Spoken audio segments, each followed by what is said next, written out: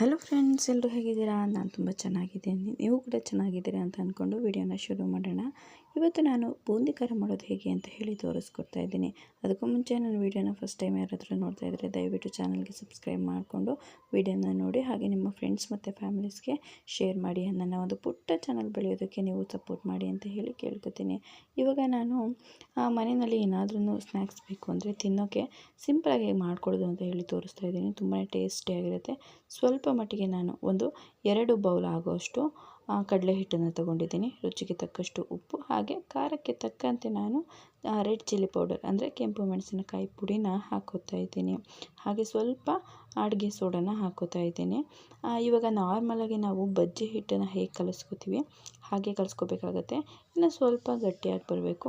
ಕಲರ್ಗೆ ಸ್ವಲ್ಪ ಅರಿಶಿನ ಪುಡಿನ ಆ್ಯಡ್ ಮಾಡ್ಕೋತಾ ಇದ್ದೀನಿ. ಹಾಗೆ ಸ್ವಲ್ಪ ಚೆನ್ನಾಗಿ ಡ್ರೈ ಮಿಕ್ಸ್ ಮಾಡ್ಕೊಳ್ಳಿ. ಡ್ರೈ ಮಿಕ್ಸ್ ಮಾಡಿಕೊಂಡು ಆಮೇಲೆ ಗಂಟಿಲ್ದಂತೆ ನಾವು ಕಡಲೆ ಹಿಟ್ಟನ್ನು ಇದನ್ನು ನೀಟಾಗಿ ಮಿಕ್ಸ್ ಮಾಡ್ಕೋಬೇಕಾಗುತ್ತೆ. ಸ್ವಲ್ಪನೇ ನೀರನ್ನು ಆ್ಯಡ್ ಮಾಡ್ತಾ ಕಲಿಸ್ಕೊಳ್ಳಿ. ಇದು ಫ್ಲೋಯಿಂಗ್ ಕನ್ಸಿಸ್ಟೆನ್ಸಿ ಇರಬೇಕು. ಅಂದರೆ ಮೇಲಿಂದ ತೆಗೆದು ಬಿಟ್ಟಾಗ ಡ್ರಾಪ್ ಥರ ಬೀಳುತ್ತಲ್ವ, ಆ ಒಂದು ಲೆವೆಲಲ್ಲಿ ಇದು ಸ್ವಲ್ಪ ಗಟ್ಟಿಯಾಗಿರಬೇಕು. ತೀರಾ ತೆಳುವಾಗಿ ಮಾಡ್ಕೊಳ್ಳೋದಕ್ಕೆ ಹೋಗಬಾರ್ದು. ಹಾಗಾಗಿ ಸ್ವಲ್ಪವಾಗಿ ನೀರು ಹಾಕ್ಕೊಂಡು ಕಲಿಸ್ಕೋತಾ ಬರಬೇಕು. ನೋಡ್ತಾ ಇರ್ಬೋದು, ನಾನು ನೀಟಾಗಿ ಸ್ವಲ್ಪವೇ ನೀರು ಹಾಕ್ಕೊಂಡು ಕಲಿಸ್ಕೋತಾ ಇದ್ದೀನಿ.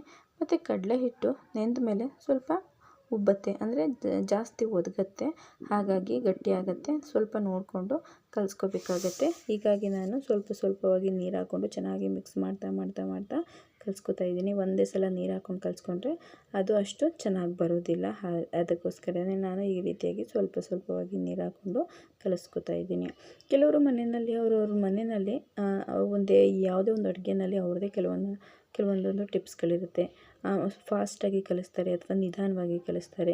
ನಿಮ್ಮ ಒಂದು ಅನುಕೂಲಕ್ಕೆ ತಕ್ಕಂತೆ ನೀವು ಮಾಡ್ಕೋಬೇಕಾಗತ್ತೆ.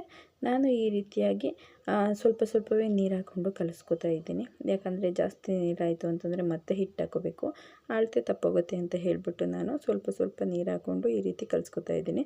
ಇಲ್ಲ ನಂಗೆ ಚೆನ್ನಾಗಿ ಬರುತ್ತೆ ಅಂತಂದರೆ ನಿಮಗೆ ಹೇಗೆ ಬೇಕೋ ಹಾಗೆ ಕಲಿಸ್ಕೊಳ್ಳಿ. ನೋಡಿ, ಸ್ವಲ್ಪ ಫ್ಲೋಯಿಂಗ್ ಕನ್ಸಿಸ್ಟೆನ್ಸಿಯಲ್ಲಿ ಇರಬೇಕು. ಈ ರೀತಿ ತೆಗೆದು ಬಿಡ್ತಾ ಇದ್ದೀವಿ ಅಂತಂದರೆ ಡ್ರಾಪಿಂಗಲ್ಲಿ ಬರಬೇಕು. ಸ್ವಲ್ಪ ಗಟ್ಟಿಯಾಗಿದೆ. ಇವಾಗ ಮತ್ತಷ್ಟು ಸ್ವಲ್ಪ ನೀರನ್ನು ಹಾಕ್ಕೊಂಡು ಕಲಿಸ್ಕೊತಾ ಬರೋಣ.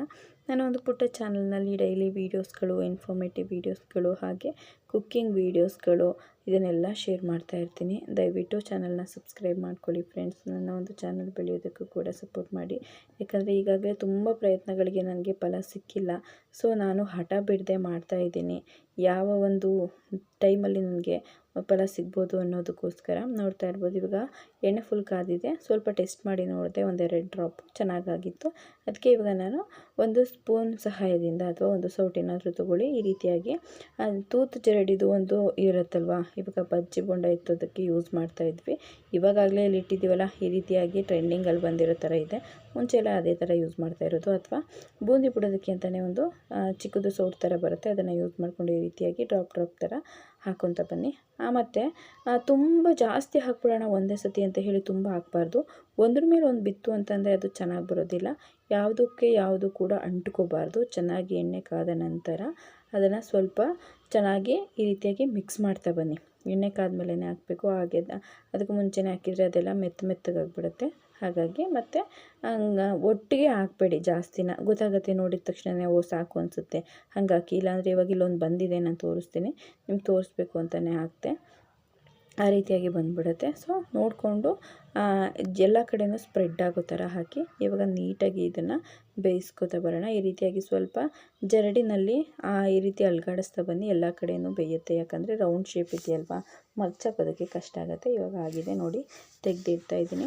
ಎಣ್ಣೆಯಿಂದ ತೆಗೆದ್ಮೇಲೆ ಒಂದೇ ಒಂದು ನಿಮಿಷ ಆದಮೇಲೆ ಇದು ಹಿಂಗೆ ಪ್ರೆಸ್ ಮಾಡಿದ್ರೆ ಪಟ್ ಅಂತ ಸೌಂಡ್ ಬರುತ್ತೆ. ಆ ರೀತಿಯಾಗಿ ಆಗಬೇಕಿದು. ಇವಾಗ ನಾನು ಇದನ್ನೆಲ್ಲ ತೊಗೊಂಡು ಇದಕ್ಕೆ ನಿಮಗೆ ಅನುಕೂಲಕ್ಕೆ ತಕ್ಕಂತೆ ನೀವು ಇಂಗ್ರೀಡಿಯೆಂಟ್ಸ್ನ ಯೂಸ್ ಮಾಡ್ಬೋದು. ಈಗಾಗಲೇ ನಾವು ಉಪ್ಪು ಖಾರ ಎಲ್ಲ ಹಾಕಿದ್ದೀವಿ. ಆಗ ಸ್ವಲ್ಪ ಬಾಯಿಗೆ ಸಿಗೋ ಥರ ಕಡಲೆ ಬೀಜ, ಕಡಲೆ, ಆಮೇಲೆ ಗೋಡಂಬಿ, ಮತ್ತು ಸ್ವಲ್ಪ ಜಜ್ಜಿರುವಂತಹ ಬೆಳ್ಳುಳ್ಳಿ, ಹಾಗೆ ಸ್ವಲ್ಪ ಕರಿಬೇವಿನ ಸೊಪ್ಪು ಮತ್ತು ಬಟಾಣಿ ಯೂಸ್ ಮಾಡೋರು ಬಟಾಣಿ ಇದನ್ನೆಲ್ಲ ಯೂಸ್ ಮಾಡಬಹುದು. ನಾನು ನನ್ನ ಮಗಳಿಗೋಸ್ಕರ ಮಾಡ್ತಾ ಇರೋದ್ರಿಂದ ಅವಳು ಏನನ್ನು ಇಷ್ಟಪಡ್ತಾಳೆ ಅದನ್ನು ಹಾಕ್ತಾಯಿದ್ದೀನಿ. ಬೆಳ್ಳುಳ್ಳಿ ಒಂದು ಎಕ್ಸ್ಟ್ರಾ ನಾವು ಹಾಕ್ತಾಯಿದ್ದೀವಿ ಅಷ್ಟೇ. ಇದನ್ನು ಬಿಟ್ಟು ಕರಿಬೇವಿನ ಸೊಪ್ಪು ಅದೆಲ್ಲ ತಿನ್ನೋದಿಲ್ಲ, ಹಾಗೆ ಬಟಾಣಿ ಕೂಡ ತಿನ್ನೋದಿಲ್ಲ. ಕಡಲೆ ಬೀಜನ ಹಾಗೆ ಮತ್ತು ಸ್ವಲ್ಪ ಗೋಡಂಬಿನ ಫ್ರೈ ಮಾಡಿ ಹಾಕ್ತಾಯಿದ್ದೀನಿ. ಇವಾಗ ಉಳಿದಿರೋ ಅಷ್ಟು ಹಿಟ್ಟನ್ನು ಕೂಡ ನಾವು ಈ ರೀತಿಯಾಗಿ ಬೂಂದಿ ಖಾರನ ಮಾಡ್ಕೊಳ್ಳೋಣ ಬನ್ನಿ. ಉಪ್ಪೇನಾದರೂ ಕಡಿಮೆ ಆಯಿತು, ಖಾರ ಕಡಿಮೆ ಆಯಿತು ಅಂತಂದರೆ ಈ ಟೈಮಲ್ಲೂ ಕೂಡ ನಾವು ಮಿಕ್ಸ್ ಮಾಡ್ಕೋಬಹುದು. ಅದಕ್ಕೆ ನಾವು ಮುಂಚೆ ಮಾಡುವಾಗ ಸ್ವಲ್ಪ ಇತಿಮಿತಿಯಲ್ಲಿ ಅಂದರೆ ನೋಡಿಕೊಂಡು ರುಚಿಗೆ ತಕ್ಕಷ್ಟನ್ನು ಹಾಕೋಬೇಕು.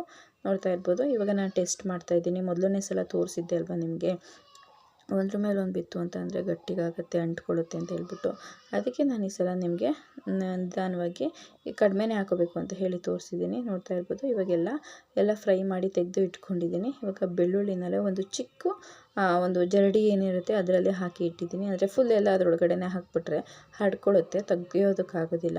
ಹಾಗಾಗಿ ಒಂದು ಸೌಟಲ್ಲಿ ಹಾಕಿ ಇಟ್ಟಿದ್ದೀನಿ. ಚೆನ್ನಾಗಿ ಇವಾಗ ಫ್ರೈ ಆಗುತ್ತೆ. ಇವಾಗ ನಿಧಾನವಾಗಿ ಇದನ್ನು ಎತ್ಕೋತೀನಿ. ನೋಡ್ತಾ ಇರ್ಬೋದು. ಇದಿಷ್ಟು ಚೆನ್ನಾಗಿ ಸ್ವಲ್ಪ ಕ್ರಿಸ್ಪಿ ಆಗೋ ಥರ ಬೆಳ್ಳುಳ್ಳಿನ ಫ್ರೈ ಮಾಡ್ಕೊಳ್ಳಿ. ಆಮೇಲೆ ಹಂಗೆ ಇದ್ದರೆ ಒಂದು ಸ್ವಲ್ಪ ಹಸಿ ವಾಸನೆ ಬಂದುಬಿಡುತ್ತೆ. ಸೊ ಹಾಗಾಗಿ ನಾವು ಇದನ್ನು ಒಂದು 15 ಡೇಸ್ವರೆಗೂ ಇಟ್ಕೊಂಡು ತಿನ್ಬೋದು, ಆರಾಮಾಗಿರುತ್ತೆ. ಮತ್ತು ಯಾವುದೇ ಒಂದು ಏರ್ ಟೈಟ್ ಕಂಟೈನರಲ್ಲಿ ಹಾಕಿ, ಇಲ್ಲಾಂದರೆ ಒಂದು ಕವರ್, ಪ್ಲಾಸ್ಟಿಕ್ ಕವರ್ ಏನಿರುತ್ತೆ ಅದರಲ್ಲಿ ಇಟ್ಕೊಂಡ್ರೂ ಕೂಡ ಚೆನ್ನಾಗಿರುತ್ತೆ. ಬಾಕ್ಸಲ್ಲಿ ಹಾಕಿದ್ರೆ ತುಂಬ ದಿನ ಇಡೋದಕ್ಕೆ ಹೋದರೆ ಸ್ವಲ್ಪ ಸ್ಮೆಲ್ ಬಂದಂಗೆ ಅನಿಸುತ್ತೆ. ಕವರಲ್ಲಿ ಬೆಟರ್. ಇದು ನನ್ನ ಒಂದು ಟಿಪ್ಪು. ಇವಾಗ ನೋಡ್ತಾ ಇರ್ಬೋದು. ಕಡಲೆಬೀಜ ಮತ್ತು ಗೋಡಂಬಿ ಏನಿದೆ ಅದನ್ನು ಕೂಡ ಹಾಗೆ ಇಡ್ತಾ ಇದ್ದೀನಿ. ಇದು ಚೆನ್ನಾಗಿ ಫ್ರೈ ಆದಮೇಲೆ ಇದನ್ನು ತೆಗೆದು ನಮ್ಮ ಬೂಂದಿ ಖಾರದಲ್ಲಿ ಸೇರಿಸ್ಕೊಳ್ಳೋಣ. ಯಾರಿಗೆಲ್ಲ ಈ ರೀತಿಯಾಗಿ ಮನೆಯಲ್ಲಿ ಮಕ್ಕಳಿರ್ತಾರೆ ಅವರಿಗೆ ಹೊರ್ಗಡೆ ತಂದು ಕೊಡೋದಕ್ಕಿಂತ ನಾವು ಮನೆಯಲ್ಲೇ ಮಾಡಿಕೊಟ್ರೆ ಅವ್ರಿಗೂ ಕೂಡ ಖುಷಿ ಆಗುತ್ತೆ, ಮತ್ತು ತಿನ್ನೋದಕ್ಕೂ ಕೂಡ ಖುಷಿಪಟ್ಟು ತಿಂತಾರೆ. ಮತ್ತು ಯಾವಾಗಲೂ ಹೊರ್ಗಡೆಯಿಂದ ತಂದು ಕೊಡೋದು ಅಭ್ಯಾಸ ಮಾಡಿದ್ರೆ ಅದು ಸರಿ ಇರಲ್ಲ ಅನಿಸುತ್ತೆ. ಯಾಕಂದರೆ ನನ್ನ ಮಗಳಿಗೆ ಹೊರ್ಗಡೆಯಿಂದ ತಂದು ತಿನ್ನಿಸಿ ಅಭ್ಯಾಸ ಮಾಡಿ ಅವಳು ಪ್ರತಿ ಸಲ ಹೋದಾಗ್ಲೂ ಏನು ತಿಂತಾಳೆ ಅದು ಮಾತ್ರ ತಿಂತಾಳೆ, ಬೇರೆ ಯಾವುದನ್ನು ಹೊಸದನ್ನು ತಿನ್ನೋದಕ್ಕೆ ಹೋಗೋದಿಲ್ಲ, ಟೇಸ್ಟು ಮಾಡೋದಿಲ್ಲ. ಹಾಗಾಗಿ ನಾವು ಮನೆಯಲ್ಲಿ ಮಾಡಿರೋ ಪ್ರತಿಯೊಂದು ಅಡುಗೆ ತಿಂಡಿ ಯಾವುದೇ ಒಂದು ಸ್ವೀಟ್ ಆಗಿದ್ರೂ ಕೂಡ ಮಕ್ಕಳು ಬಾಯಿಗೆ ಕೊಟ್ಟು ಟೇಸ್ಟ್ ತೋರಿಸ್ಬೇಕು. ಇಲ್ಲಾಂದರೆ ಮಕ್ಳುಗಳು ಅದನ್ನು ಇಷ್ಟಪಡೋದಿಲ್ಲ. ಕೆಲವೊಂದು ಮಕ್ಕಳು ಆರಾಮಾಗಿ ಮುಂಚೆಯಿಂದನೂ ತಿನ್ಕೊಂಡು ಬಂದುಬಿಡ್ತಾರೆ, ಕೆಲವು ಮಕ್ಕಳಂತೂ ತಿನ್ನೋದಿಲ್ಲ. ಇವಾಗ ನೋಡ್ತಾ ಇರ್ಬೋದು. ಕಡಲೆಬೀಜ ಮತ್ತು ಗೋಡಂಬಿ ಎಲ್ಲ ಆಗಿದೆ. ಸೊ ಇದನ್ನು ಕೂಡ ಎತ್ತಾಕೊಂಡು ಬಿಡೋಣ. ಇವಾಗ ಸ್ವಲ್ಪ ಕಡಲೆನೂ ಕೂಡ ಈ ರೀತಿಯಾಗಿ ಫ್ರೈ ಮಾಡ್ಕೊಳ್ಳೋಣ. ಕಡಲೆನ ಎಣ್ಣೆಯಲ್ಲಿ ಹಾಕಿ ತುಂಬ ಹೊತ್ತು ಏನು ಬಿಡೋ ಹಾಗಿಲ್ಲ, ಬೇಗನೆ ತಕ್ಕಬಹುದು. ನೋಡ್ತಾ ಇರ್ಬೋದು. ಇದನ್ನು ನಾನು ಈ ರೀತಿಯಾಗಿ ಚಿಕ್ಕ ಜರಡಿನಲ್ಲಿ ಹಾಕಿದ್ದೀನಿ, ಯಾಕಂದರೆ ಎಲ್ಲ ಹಾಗೆ ಸ್ಪ್ರೆಡ್ ಆಗಿಬಿಡುತ್ತೆ ಅಂತ ಹೇಳಿ ಈ ರೀತಿ ಚಿಕ್ಕ ಜರಡಿನಲ್ಲಿ ಹಾಕಿ ಇದನ್ನು ಕೂಡ ಫ್ರೈ ಮಾಡ್ಕೊಳ್ಳೋಣ. ಮಕ್ಕಳಿಗೆ ನಾವು ಮನೆಯಲ್ಲೇ ಯಾವಾಗಲೂ ಜಾಸ್ತಿ ಮಾಡಿಕೊಡಿ. ಅವ್ರಿಗೆ ಎಲ್ಲರ ಜೊತೆನೂ ಕೂತ್ಕೊಂಡು ತಿನ್ನೋದನ್ನು ಕಲಿಸಿ, ಮತ್ತು ತಾವಾಗೆ ಸ್ವತಃ ತಿನ್ನೋದನ್ನು ಕಲಿಸ್ಬೇಕು. ಕೆಲವು ಮಕ್ಕಳು ಹಠ ಮಾಡ್ತವೆ, ಪರವಾಗಿಲ್ಲ. ಅವ್ರಿಗೆ ಇಷ್ಟಪಟ್ಟು ಮಾಡಿಕೊಟ್ಟಿರೋ ತಿಂಡಿಗಳನ್ನ ಅವರೇ ಕೂತ್ಕೊಂಡು ತಿಂತಾರೆ, ಮತ್ತು ಅವ್ರಿಗೆ ಇಷ್ಟ ಆಗದೆ ಇರೋದನ್ನು ತಿನ್ನಿಸು ಅಂತ ಹೇಳಿ ಕೇಳ್ತಾರೆ. ಪರವಾಗಿಲ್ಲ, ಅವ್ರು ಒಂದೊಂದು ಟೈಮ್ ತಿಂದ್ರೂ ಕೂಡ ಸಾಕು. ಮತ್ತು ಸ್ಕೂಲು ಕಾಲೇಜು ಅದಕ್ಕೆಲ್ಲ ಹೋದಾಗ ತಿನ್ನೋದಕ್ಕೆ ಅವ್ರಿಗೂ ಕೂಡ ಖುಷಿ ಅನಿಸುತ್ತೆ. ಚಿಕ್ಕ ಮಕ್ಕಳು ಸ್ಕೂಲಿಗೆ ಹೋದಾಗಲೂ ತಿನ್ನೋದನ್ನು ಕಲ್ತ್ಕೋಬೇಕು ಅಂದರೆ ನಾವು ಮನೆಯಲ್ಲಿ ಪ್ರಾಕ್ಟೀಸ್ನ ಮಾಡಿಸ್ಬೇಕು. ಇಲ್ಲಾಂದರೆ ಮಕ್ಕಳಿಗೆ ತುಂಬ ಕಷ್ಟ ಆಗುತ್ತೆ. ಆಮೇಲೆಲ್ಲ ಚೆಲ್ಕೊಳ್ಳೋದು ಇದನ್ನೆಲ್ಲ ಮಾಡ್ಕೊಂಡ್ಬಿಡ್ತಾರೆ. ಹಾಗಾಗಿ ಮನೆಯಲ್ಲಿ ಸ್ವಲ್ಪ ಸ್ಪೂನ್ ಆಗಲಿ ಅಥವಾ ಕೈಯಲ್ಲಿ ತಿನ್ನೋದನ್ನು ಪ್ರಾಕ್ಟೀಸ್ ಮಾಡಿಸಿರ್ಬೇಕು. ನೋಡ್ತಾ ಇರ್ಬೋದು. ಇವಾಗ ನಮ್ಮ ಬೂಂದಿ ಖಾರ ರೆಡಿಯಾಗಿ ಹೋಗಿದೆ. ಇದಕ್ಕೆ ನಾವು ಆರಾಮಾಗಿ ಮಿಕ್ಸ್ ಮಾಡಿಕೊಂಡು ಜಸ್ಟ್ ಸ್ವಲ್ಪ ಉಪ್ಪನ್ನು ಹಾಕೋಬೇಕು ಅಷ್ಟೇ. ನಾನು ಸ್ವಲ್ಪ ಉಪ್ಪು ಕಡಿಮೆ ಅನ್ನಿಸ್ತು, ಹಾಗಾಗಿ ಸ್ವಲ್ಪ ಉಪ್ಪನ್ನು ಹಾಕೋತೀನಿ. ಇವಾಗ ಸ್ಪೂನಲ್ಲಿ ಈ ರೀತಿಯಾಗಿ ಮಿಕ್ಸ್ ಮಾಡ್ಕೋತಾ ಇದ್ದೀನಿ. ಕರಿಬೇವಿನ ಸೊಪ್ಪು ಹಾಕಿದರೆ ತುಂಬಾ ಟೇಸ್ಟ್ ಚೆನ್ನಾಗಿರುತ್ತೆ. ನನ್ನ ಮಗಳು ಮಾಡುವಾಗಲೇ ಹೇಳಿದ್ಲು, ಅಮ್ಮ ಸೊಪ್ಪು ಹಾಕಬೇಡ ಅಂತ ಹೇಳಿ. ಹಾಗಾಗಿ ನಾನು ಕರಿಬೇವಿನ ಸೊಪ್ಪನ್ನು ಹಾಕಿಲ್ಲ. ಈಗ ಸ್ವಲ್ಪ ರುಚಿಗೆ ತಕ್ಕಷ್ಟು ಉಪ್ಪನ್ನು ಬೆರೆಸ್ಕೊತಾ ಇದ್ದೇನೆ. ಮನೆಯಲ್ಲೇ ಕ್ರಿಸ್ಪಿಯಾಗಿ ಮಾಡ್ಕೊಂಡಿರುವಂತಹ ಬೂಂದಿ ಖಾರ ರೆಸಿಪಿ ಹೇಗಿದೆ ಅಂತ ಹೇಳಿ, ಹಾಗೆ ಮನೆಯಲ್ಲಿ ನೀವು ಕೂಡ ಟ್ರೈ ಮಾಡಿ ನೋಡಿ. ತುಂಬಾ ಚೆನ್ನಾಗಿರುತ್ತೆ, ಟೇಸ್ಟಿಯಾಗಿ ಕೂಡ ಇತ್ತು.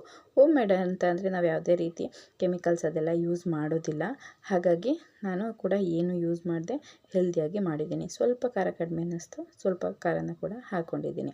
ಇವಾಗ ನೀಟಾಗಿ ರುಚಿಯಾಗಿರುವಂತಹ ಬೂಂದಿ ಖಾರನ ಸರ್ವ್ ಮಾಡ್ಬೋದು. ಮಕ್ಕಳು ಮನೆಯಲ್ಲೇ ಇಷ್ಟಪಟ್ಟು ತಿಂತಾ ಇರ್ತಾರೆ. ಹೊರಗಡೆ ತಂದು ಕೊಡೋದಕ್ಕಿಂತ ಇದು ಬೆಸ್ಟ್ ಐಡಿಯಾ ಅಂತ ಹೇಳಿ ಅನ್ಕೋತೀನಿ. ಇವಾಗ ನಾವು ಬೇರೆ ತಿಂಡಿಗಳ ಜೊತೆ ಸ್ನ್ಯಾಕ್ಸ್ಗೂ ಬೇಕು ಅಂತ ಹೇಳಿದ್ರೆ ಮನೆಯಲ್ಲೇ ಮಾಡ್ಕೋಬಹುದು. ವಿಡಿಯೋ ಹೇಗಿತ್ತು ಅಂತ ಹೇಳಿ ಕಮೆಂಟ್ ಮೂಲಕ ತಿಳಿಸಿ. ಹಾಗೆ ತಪ್ಪದೇ ಚಾನಲ್ನ ಸಬ್ಸ್ಕ್ರೈಬ್ ಮಾಡ್ಕೊಳ್ಳಿ ಫ್ರೆಂಡ್ಸ್. ಯಾವ ಊರಿಂದ ಅಂತ ತಿಳಿಸಿ.